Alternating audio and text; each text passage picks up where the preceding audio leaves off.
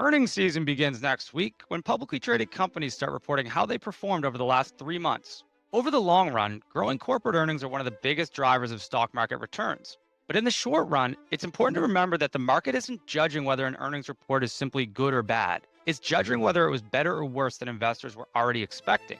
That's why you'll often see a company report record profits only to see the stock fall, while another company reports mediocre results and the stock rises. If investing was as simple as good news equals up and bad news equals down, we'd all be retired on a beach somewhere. The reality is, markets don't just react to news, they react to how that news compares to what investors were already expecting. So even if you think you know how a certain event will play out, there's no way to know whether the market will see it as better or worse than what was already priced in. That's one of the reasons that trying to predict short term market moves is so difficult, and why staying disciplined and focused on your long term plan has historically been a much more reliable way to build wealth. Farrakhan Capital Management Inc. is a registered portfolio manager. See website for details.